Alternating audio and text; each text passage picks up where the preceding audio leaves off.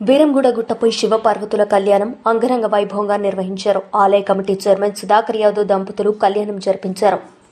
మహాశివరాత్రి పర్వదినాన్ని పురస్కరించుకుని సంగారెడ్డి జిల్లా అమీన్పూర్ మున్సిపల్ పరిధిలోని బీరంగూడ శ్రీ శ్రీ శ్రీ బ్రహ్మరాంబ మల్లికార్జున స్వామి దేవాలయంలో నిర్వహిస్తున్న ఉత్సవాల్లో భాగంగా రెండవ రోజు ఆలయ ప్రాంగణంలో అంగరంగ వైభవంగా శివపార్వతుల కళ్యాణ మహోత్సవం చైర్మన్ సుధాకర్ యాదవ్ దంపతుల చేతుల మీదుగా కళ్యాణోత్సవాన్ని నిర్వహించారు. ఈ కార్యక్రమానికి వేలాది మంది భక్తుల సమక్షంలో వీరశైవ ఆగమ పండితుల మంత్రోచ్చారణల మధ్య అంగరంగ వైభవంగా కళ్యాణ ఉత్సవాన్ని నిర్వహించారు.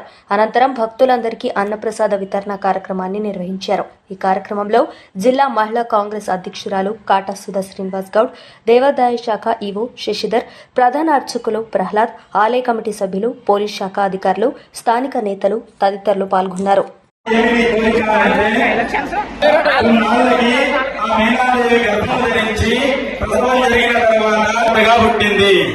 ఆమె రాజుకు పుట్టింది కాబట్టి పార్వతి అనేటటువంటి నామాన్ని సంతరించుకుంది. హిమవంతుడి కుమార్తె కాబట్టి హైమవతి అనేటటువంటి పేరు వచ్చింది. ఆమె ఆమెకు ఎదుగుతూ ఉన్నది. ఆ సందర్భంగా ఆమెని విద్యాభ్యాసానికి పంపించారు.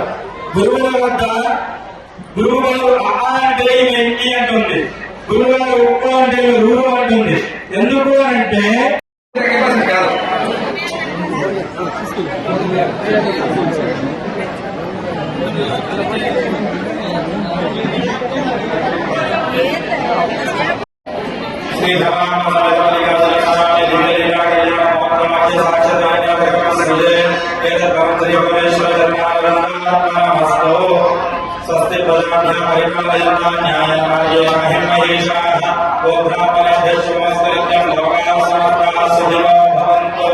ఓం శాంతి.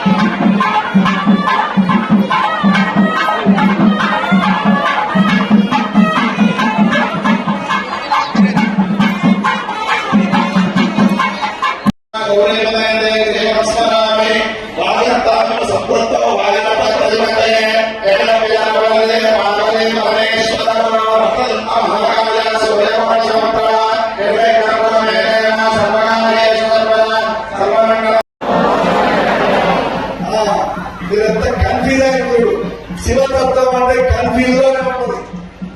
ఏం చేయాలని మరి ఈ శివరాత్రి బ్రహ్మోత్సవాల భాగంగా మరి ఈరోజు శ్రీ బ్రహ్మరాంబిక మల్లికార్జున స్వామి దేవస్థానం బీరంగూడ గుట్ట మరి ఈరోజు శివపార్వతుల కళ్యాణము చేయడం జరిగింది. ఈ శివపార్వతుల కళ్యాణం అంగరంగ వైభవంగా చేయడం జరిగింది. మరి దీనికి ఇక్కడ భక్తులు కూడా చాలా మంది ఇచ్చేశారు. మరి భక్తులకు కూడా ఇక్కడ వారికి మరి కళ్యాణం జరగగానే వారి అక్షంతలు కూడా వేసి స్వామివారిని వారు అందరూ దర్శించుకుంటున్నారు.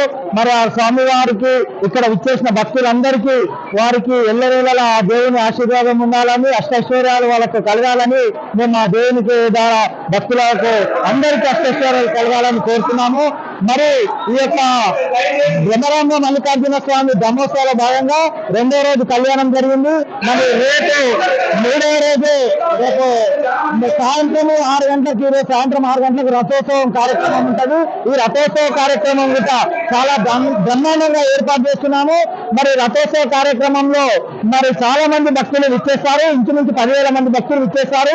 దీనికి మరి పోలీసు వారు కూడా 100 మంది వారు ఈ యొక్క ఏర్పాట్లు విచ్చేస్తారు. ఈ యొక్క రథోత్సవంలో తాడు ద్వారా ఈ గుడి చుట్టూ రథము తిరుగుతుంది. ఈ రథంలో కళాకారులు చాలా మంది కేరళ బ్యాండ్ కానీ కోలాటలం కానీ మిగతా చాలా కార్యక్రమాలు ఏర్పాటు చేయడం జరిగింది. మరి రథోత్సవము సాయంత్రం ముగియగానే రేపు మళ్ళీ 3వ రోజు రేపు వసంతోత్సవం, రేపటికి 4వ రోజుకు వసంతోత్సవ కార్యక్రమం ఉంటుంది.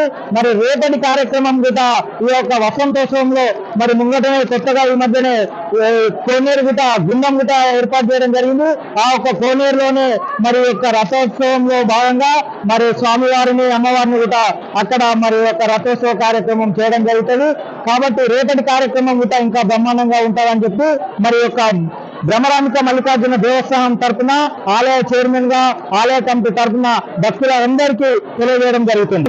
నిన్నటి నుంచి ఒక్కరోజే 3 నుంచి 4 లక్షల మంది దర్శించుకోవడం జరిగింది. మరి ఈ రోజు సాయంత్రం వరకు ఇక్కడ ఉన్న చుట్టుపక్కల గ్రామాల వారు ఈ రోజు జాతర విచ్చేయడానికి మరి దర్శనం చేయడానికి వస్తారు.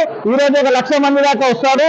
మరి మొత్తం మీద మాకు ఈ యొక్క రేపటి ఈ రోజు కంప్లీట్ గా 5 లక్షల మంది భక్తులు దర్శించుకున్నారని మాకు ఈ యొక్క ఏదైతే ఎంట్రీ ఉందో ఆ ఎంట్రీలో సీసీ కెమెరా ద్వారా మాకు డిపార్ట్మెంట్ ద్వారా ఇంటిమేషన్ ఉంది. మరి ఈ కార్యక్రమాల్లో అన్ని ఈ యొక్క ప్రభుత్వ అధికారులు వాటర్ బోర్డు వాళ్ళైతేనేమి, శానిటైజర్ డిపార్ట్మెంట్ వాళ్ళైతేనేమి, పోలీస్ డిపార్ట్మెంట్ వాళ్ళైతేనేమి, హాస్పిటల్స్ డిపార్ట్మెంట్ అయితేనేమి, ఎలక్ట్రిషియన్ డిపార్ట్మెంట్ అయితేనేమి, ప్రతి ఒక్క డిపార్ట్మెంట్ వాళ్ళు ప్రభుత్వ పరంగా అన్ని డిపార్ట్మెంట్ వాళ్ళు మాకు బాగా సహకరించారు. వారందరికీ డిపార్ట్మెంట్ లో పనిచేసిన ప్రభుత్వ అధికారులకు అందరికీ పేరు పేరున మా యొక్క ఈ ఆలయ కమిటీ తరఫున వారికి ధన్యవాదాలు తెలియజేస్తున్నాము. రేపటి ఈ యొక్క చక్ర స్నానం తోటి మరి కార్యక్రమము ముగిస్తుంది. కాబట్టి ప్రతి ఒక్కరికి పేరు పేరున మీ యొక్క బ్రహ్మరాంబిక మల్లికార్జున స్వామి దేవస్థానం ఆలయ చైర్మన్ గా అందరికీ కృతజ్ఞతలు తెలియజేస్తున్నాను.